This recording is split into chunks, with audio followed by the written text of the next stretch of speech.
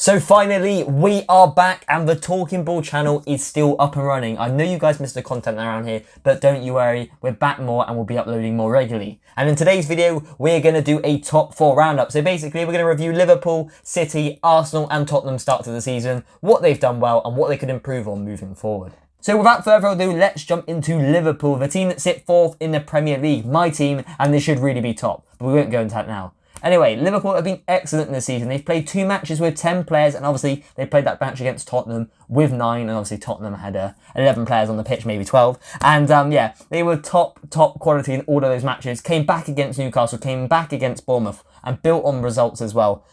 Szoboszlai, he's been absolutely brilliant. Yeah, One of the signs of the season. Easily one of the signs of summer. One of the best signings. I think him and Maddison have stood out among the rest. Yeah, him and Maddison, both probably the 2 best midfielders in the league at the moment as well. Basuma, Maddison and Szoboszlai. Yeah. I'd say if you were doing a team of the season, you'd probably pick those. I would agree with that. I'd agree with that midfield as well, to be fair. It's like a team of the season, 100%. Because Szoboszlai has been an absolute revelation for Liverpool. He's just good at everything. Like maybe the defensive side of his game isn't top notch, but in terms of he gets himself about, presses well, strikes the ball brilliantly. But as you can see with Klopp's new signings of McAllister and Szoboszlai, he's sort of evolving his team. He's not, we're not seeing the old Liverpool where the midfield's the engine, so he's not relied upon to do as much defensive work. They're playing more advanced than the old style midfield, aren't they? And they're more technical players. He's doing what's asked of him, which is creating chances and scoring chances.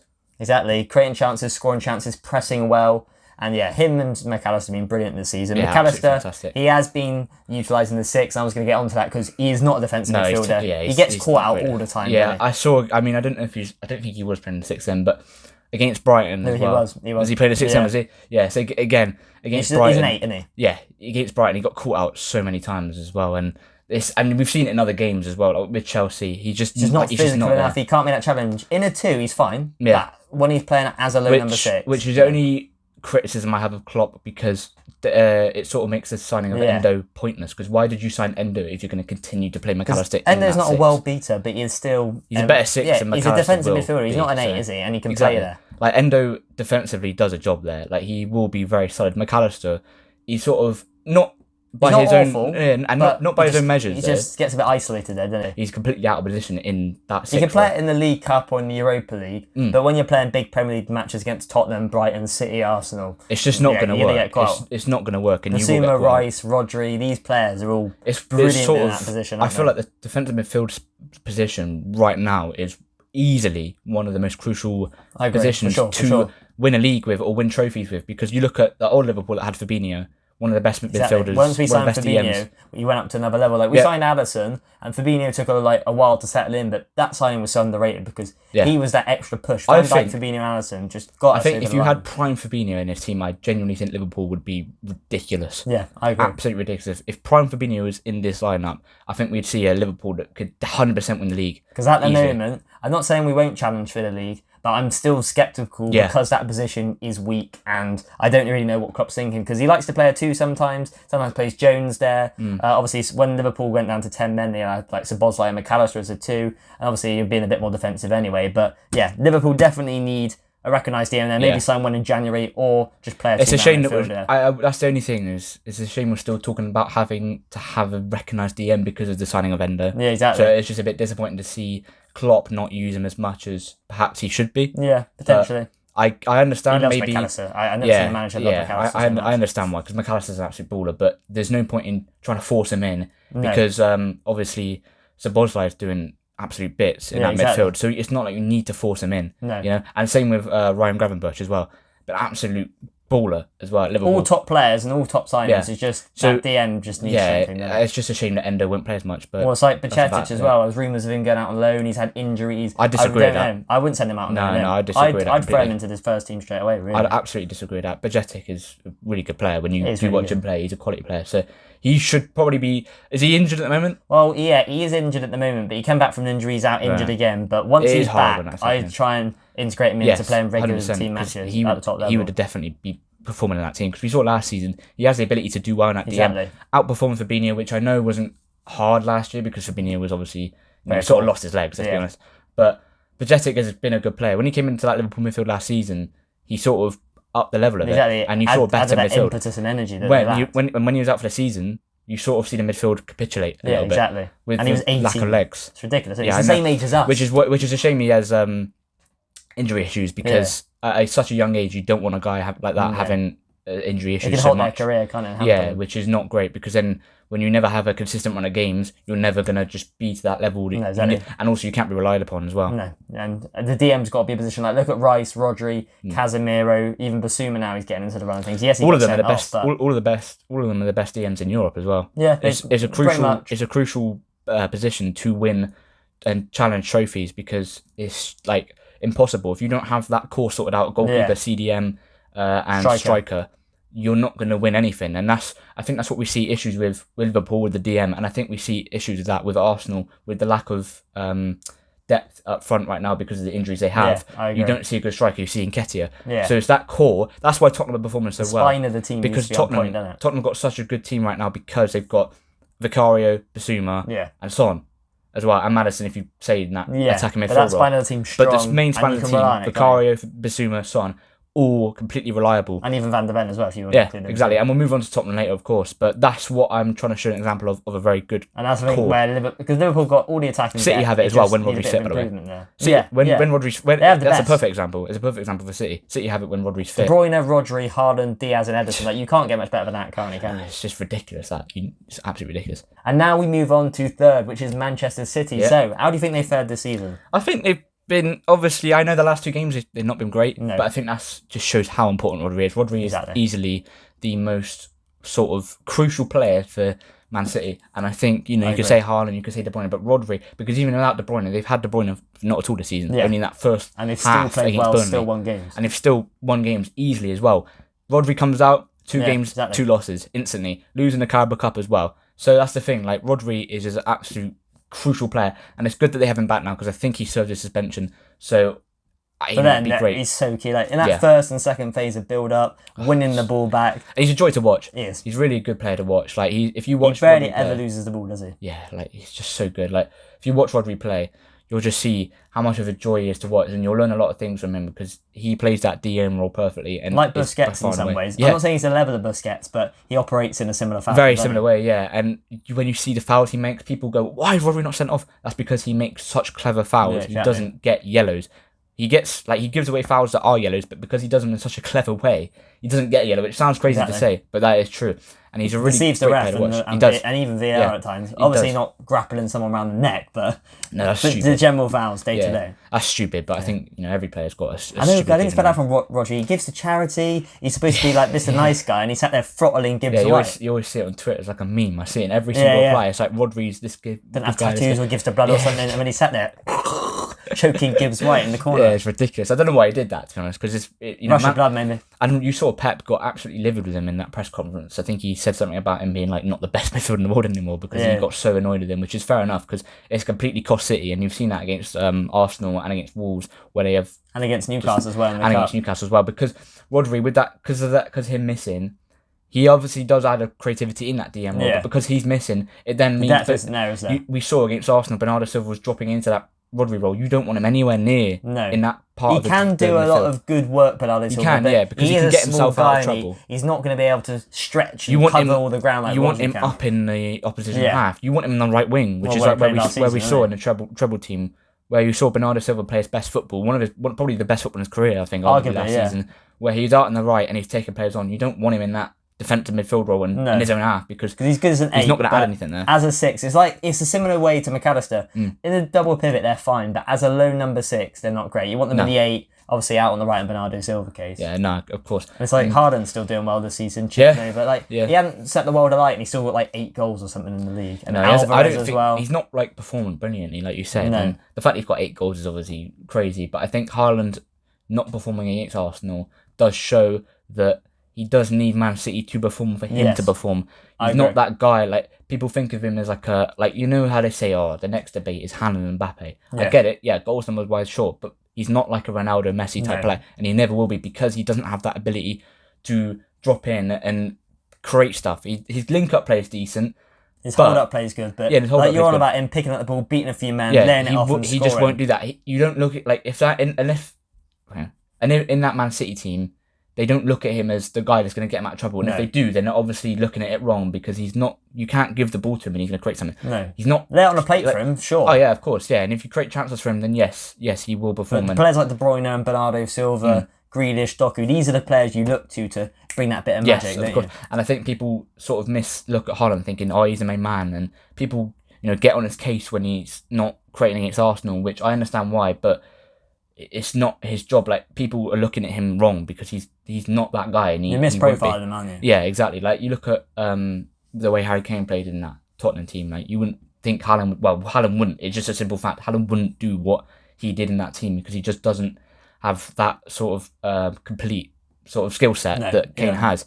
And that is why people sort of need to look at it differently if they are looking at Haaland as the main man, because that is when, like you said, the likes of De Bruyne come in and the likes of Bernardo Silva, which unfortunately Bernardo Silva is being played out of position and De Bruyne's not even fit, and we don't even know when he'll come back. So City do have a lot of problems coming their way. The likes of this is when Foden's got to step up, isn't it? It is, yeah. And Foden played all right in the first half, but in the second half, absolutely non-existent. Exactly. Like, terrible. He's got to that age now where you just want him to make that next step. Like what Saka's doing.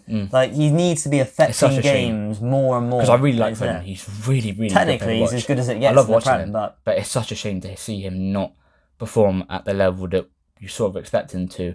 It's all good when doing it when De Bruyne's there, of course, but when he's not there, that's when De Bruyne's not going to be around forever, is he? No, he's not. In 5 years' time, De Bruyne will probably be gone, and that's where Foden should be really I think City do have a lot of problems because obviously De Bruyne's getting older. He's not getting younger, is he? So he's getting older, so he's only going to end up having more injury issues.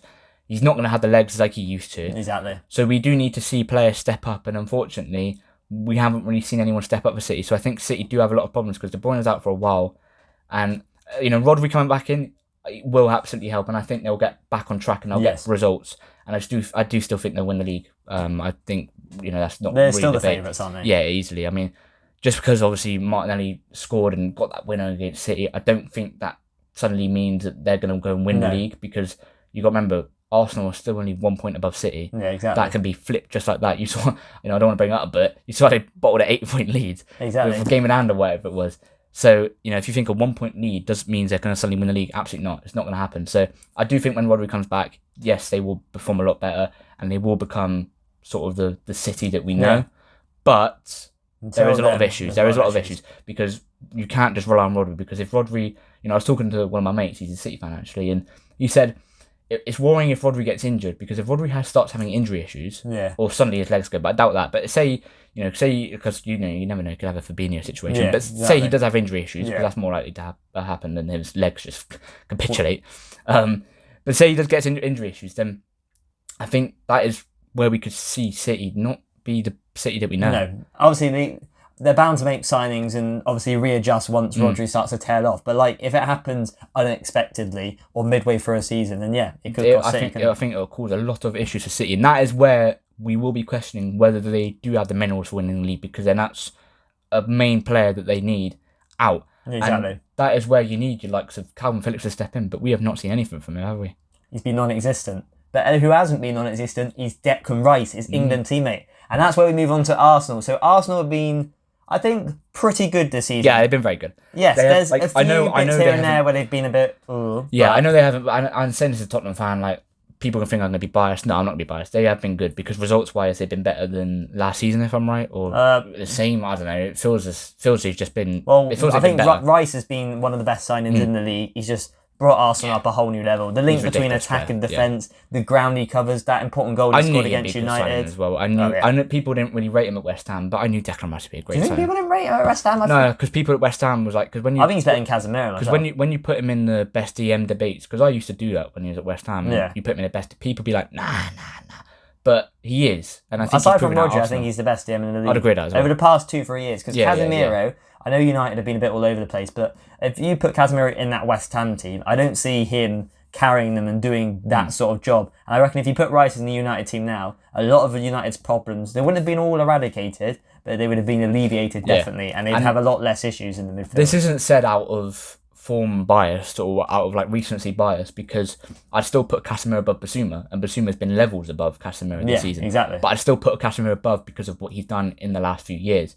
But Declan Rice has been just as good as Casemiro. Probably, I mean, I know Casemiro's good at Real Madrid and perhaps he's a little bit better, but the way Declan Rice has come on and improved that Arsenal team is ridiculous. And he's going to be getting better and better, because what's he, 23, 24? I think Casemiro's start of the season hasn't helped him at all, to be fair. Well, none of the United players have been great, have they? No, they've been terrible. And we're not going to cover them today, but we'll briefly go over them. Their defence is completely decimated. Yeah. They're struggling for goals up top because although Højlund's scoring, Rashford's gone quiet. The midfield is completely all over the place. They've got the issues with Anthony, Ten Hag, the owners. It's a complete mess. And to think that some people thought they challenged for the title is crazy to me. But no, I mean, I knew they wouldn't challenge the title. Everyone put them above Liverpool. I knew they wouldn't finish above Liverpool. Some people put them above Arsenal. Yeah. It's terrible. It's shocking, honestly. I don't know. You could see that it was something wasn't right there. No. You could see that. Don't get me wrong, their team did look good on paper, and I thought it would perform better, but injuries, Ten Hag, the Glazers, like I said, there's just numerous problems, and they just build upon and pile upon, don't they? And that's the thing. Like Højlund, a great start, and I'm not gonna get on the kid because he's a kid, and I'm not gonna start slating him. But really good player, I think. He's a fantastic player.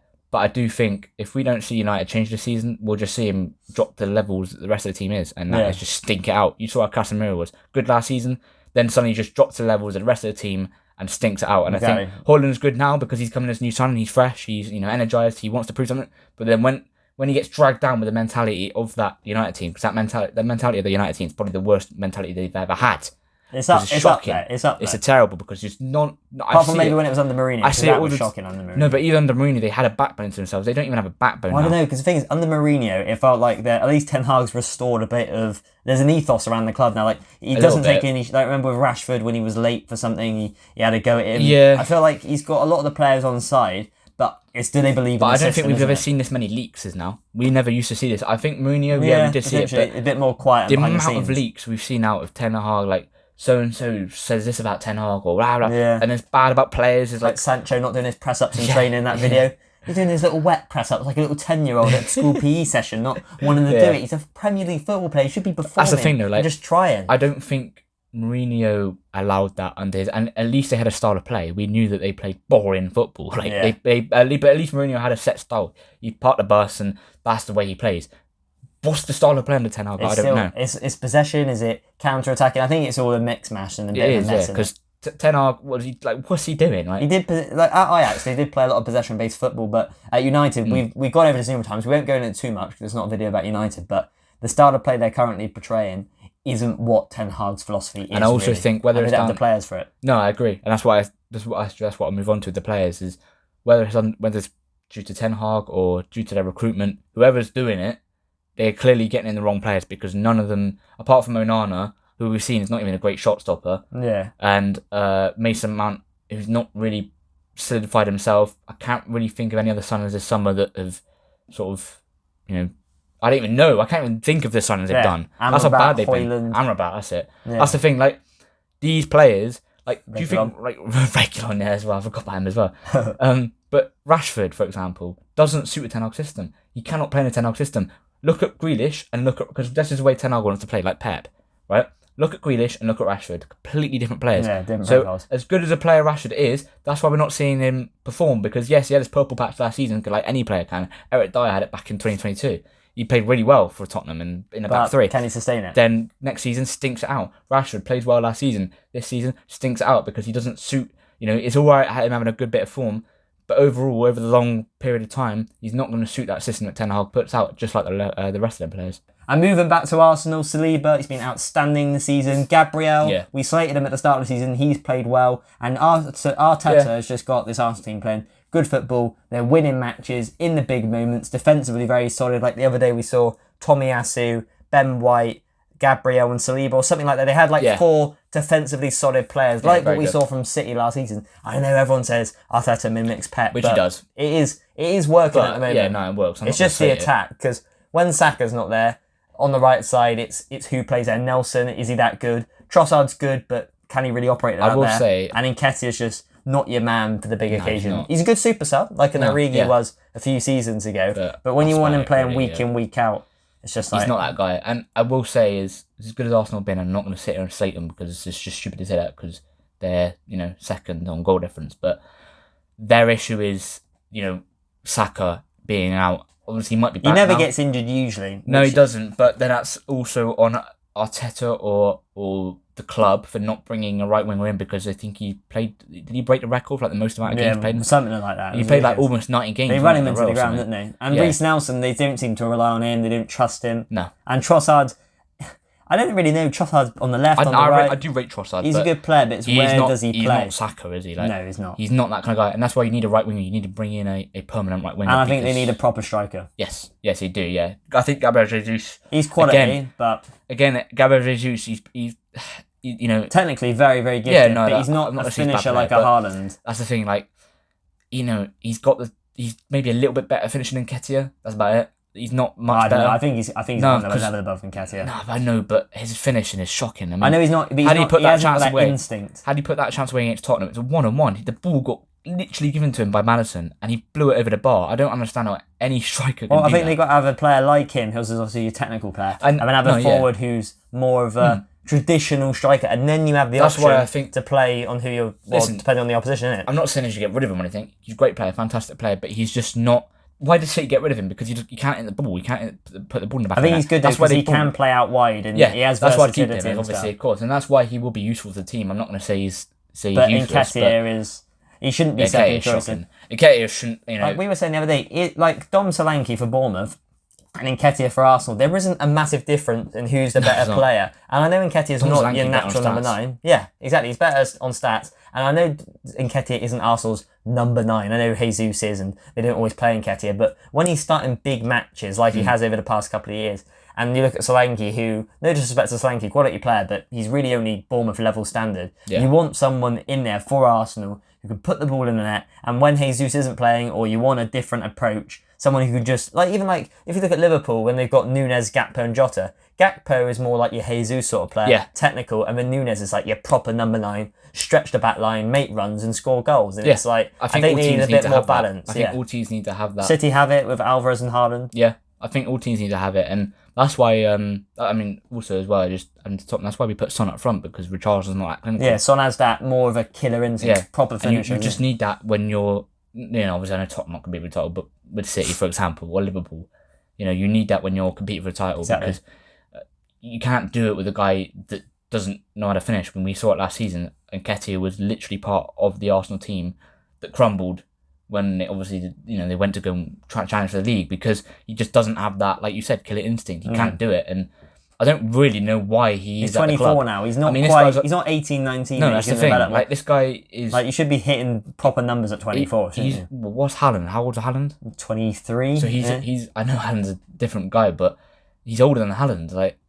And you can't sit here and say, "Oh, you expect more at 24 years age, wouldn't you?" I mean, this guy's on $100,000 a week. I don't know why. Nketiah is on $100,000 a week. He's He's like he's a Premier League level striker, but not starting. Like, if you look at Núñez, he's like a mid-table he's a similar striker age at to best. Nketiah, and Núñez is much more of a better player. He's got much more potential. And if you asked all the other 19 teams apart from Arsenal in the league who would there have up front, you'd have Núñez over Nketiah, wouldn't you? Easily, that's the thing. Like, exactly. And I think that goes to maybe Arsenal's lack of depth. Yeah, I'd say so. Maybe they've neglected that position because they have quite a few bodies with like Jesus, Nketiah, Martinelli, Trossard, Saka, Nelson. But in terms of like actual pure quality, there isn't loads there. There's not really many world class or top talents there. Well, I've seen very good players, but not that. No, quality players. Not the quite cutting, like the cutting edge, like the cream of the crop. You know what I mean?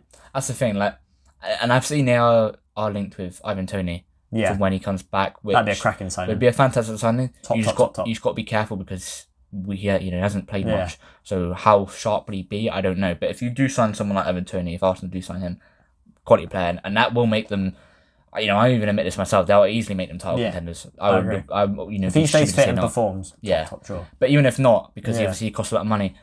Just because Arsenal have done fantastic recruitment recently. Their recruitment's been on point with almost every signing. No signings, That's the thing, and so they've obviously got an eye for talent. So perhaps they could go out and find a striker talent that they could bring in, and especially for January as well, because that's when they'll need it. And last but not least, my team with Tottenham, who sit top of the table. Obviously very happy about that. Fantastic this season, really. This is the most enjoyable season I've had so far, because more than the Poch season. Yeah, probably right now at the moment, because there's no expectation on us. I mean, obviously, we got to the Champions League final and finished second, so in hindsight, yes, of course, they're better seasons, because we've only had 8 games of this season. Do you feel like this could be more than just this season? It could be, you could build on it for the next 2-3 years and actually win trophies. Well, hopefully. And by the way, I know people get clown us when we fall off the first place. They'd be like, oh, Tottenham bottled it. And And that comes December when you start to go for a rut or something. Yeah, and I see Arsenal fans going, "Oh, Tottenham fans comparing us to Man City." We're not. No one's comparing ourselves with Man City. So when we know we're not title contenders, we're not stupid. We know that we're not going to be anywhere near challenge for the title. Do you think you'll get top 4 comfortably, or do you think it'll still be a challenge? I think I still think we'll finish. I'm a very pessimistic fan because I think we'll finish 5th.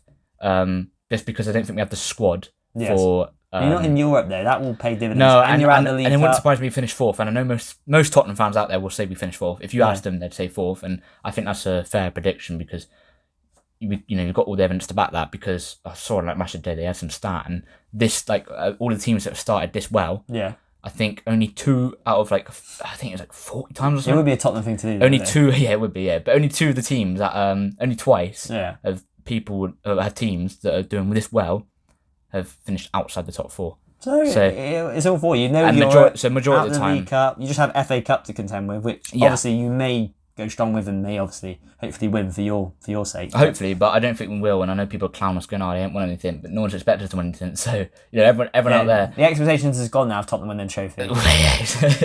exactly, pretty much. Especially this season as well with the mess that we've been in. So that's the thing. Like, people go like, "Oh, you should be winning trophies." Yeah, okay, cool, but there's not. At least you're seeing positive football, a team that's clicking, loads of young, exuberant players like Doggy. I think he's been really good this season. One of the best left backs this season. Exactly. Basuma before his red card. One of the best DMs this season. Exactly. Van de Ven. One of the best centre backs this season. He's not joking. I know he may sound like he's being cocky, but they actually have been among the best players in the league. Van de Ven's one of the quickest defenders, mate, in the Premier League. I've never seen a defender cover so much ground. I know, he's ridiculous. But he doesn't even look fast. He just looks like Longley, doesn't he? He does, yeah. But I said everyone that hadn't really watched him play, I said he's really quick, but people think, "Oh yeah, he's quick." Saliba's a quick defender, but Van de Ven covers twice as fast as ground as him. He's like Mbappe on drugs. We saw he was against Salah. We saw he was against against Arsenal. Saka. We saw he against Saka. Doji as well actually did really good against Saka as well. Like I think. Yeah. He's a good player. He's got a lot to his game going forward and defensively. That's the thing. Like defensively, I was quite worried going into the season because I thought. You think he's come from a team and stuff? Yeah, I did because he played left wing back and he's a young kid. Yeah. He's like, I don't know how old he is fully, but he's like he's a very early 20s. In the top league, isn't it? Like it is, and that's the thing. That's why I was worried because you got the best talents in the world and in the Prem, and he's never played at a left back position. No. He's only ever played wing back, which did make me worry because I thought we might have like a Pedro Porro situation where he can't defend. Yeah. But in fairness to Porro as well this season as well, he's been fantastic. And that inverted fullbacks when they just tuck in and stuff. They've picked out quite quickly, haven't they? Yeah, really well. The whole team's picked up the system that Postecoglou wants to play. There's a lot of harmony in that system. They all seem to feel like they're going towards the same goal. But I think Daniel Levy has finally realised that's the kind of manager we do need to succeed. Because not if you stopgap managers like Conte. Because if you look at the players that we have, look how quickly they've just slotted into that new system, right? That's because that's the kind of players they are. Maddison, Son, Doji, Porro, Van de Ven. Loads. These players, Basuma as well, in a Brighton team that played attacking. But these players aren't used to just sitting back and defending. No. These players are used to being on the front foot. Most players like to be on the front foot, and no one really wants to play most players Brexit ball but I'm talking about defending and these sitting players that have flair in them, like Maddison and Son. They're used to playing on the front foot. They don't want to be restricted, do they? No. And you just kill chances when you play such defensive football. And the only thing is Postecoglou is, and I don't want to say a bad one about him because there's no need to because we're unbeaten. He is very stubborn in the way he plays. But he is very stubborn in the way he plays, which means he only likes to attack. So I am worried that maybe one time, and I said this actually. If you go to the Etihad or Anfield or something like that. Yeah, it's worrying. But then again, it also means we'll create chances and we could actually get at teams. Like it's sort of a. You're going to win games 3-2. That's the thing. I said this a few weeks ago. I said this before the Arsenal game. I said, listen, there is going to be games where we will get smashed, right? And I know we're not getting smashed now, and Tottenham fans might get onto me saying, why are you taking so bad? But there will be games where we will get smashed. You just be cut through like an eye through back because Liverpool did it with 10 men. They completely, and if we had 10 men for longer or even 11 men, we would have scored quite a few goals against Tottenham. Yeah, because our defence is there to get at. When the fullbacks come in and you just got Van de Ven and Romero, there's a lot of space in the wide areas, isn't there? There is, and that's what I would say is we're going to get smashed sometimes, and people are clowning us saying, "Oh, you got smashed, you got smashed." But then there's also times where we're going to batter teams. Yeah. So that's the thing. Like it reminds me a bit of the early days under Klopp. Right. And before we wrap up the video, I just want to say, as a Tottenham fan, obviously I'm very happy that we're just playing good football. We could be 5th, 10th or 1st. I wouldn't care. I'm just happy we're seeing good football being played and there's progression happening, because that's all that I want to see in my club. That's all what football's about. So we're not title contenders. I'm not saying that, so don't clown me if we end up not being 1st anymore. But make sure you like the video and subscribe and comment your thoughts down below. And we'll hopefully be on the grind for more content soon, because we've been more busy recently, unfortunately, which is why I haven't seen as much videos being published recently. But we'll be back out and uploading more videos soon, because we really enjoy it and we hope to get more content out for you guys.